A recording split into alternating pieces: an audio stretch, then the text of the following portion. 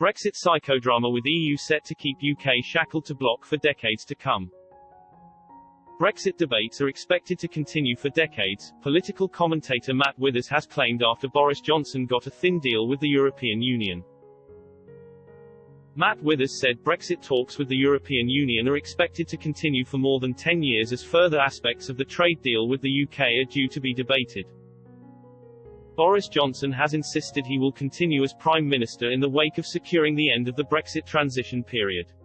Mr. Johnson said Britain had negotiated a good deal with the EU and there were lots of reasons to be positive about an otherwise grim new year amid the coronavirus crisis.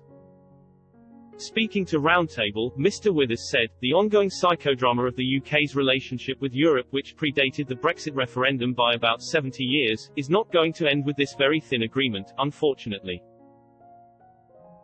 We are likely to be debating aspects of this for years, possibly decades into the future. It's a good deal as far as it goes. It doesn't go very far. It was never supposed to. Boris Johnson made it very clear he was prioritizing the notion of sovereignty over economics. We've basically got a deal that keeps goods moving across the channel and not a great deal beyond that.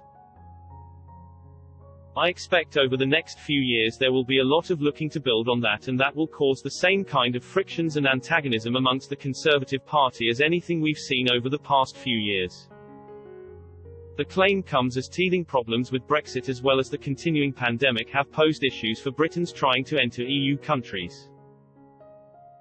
Travellers heading for Spain, the Netherlands and Sweden have been held up at borders following the UK's departure from the single market. Peter North said he was denied access to a Ryanair flight to Sweden just before boarding at London Stansted Airport because airline staff said they could not accept as proof a negative coronavirus test from the NHS. Mr. North, 60, who was trying to chaperone his 8-year-old granddaughter Aja on her way to Sweden, where her mother lives, was told he needed to book a private test. He now faces spending more than £150, 5 times the price of the plane tickets, which were around £30 each, for a private test before he and Aja can take a new flight together. I was very upset about it. My granddaughter was just looking forward to going back and seeing her mum and her friends, Mr. North, from Hornchurch, Essex said.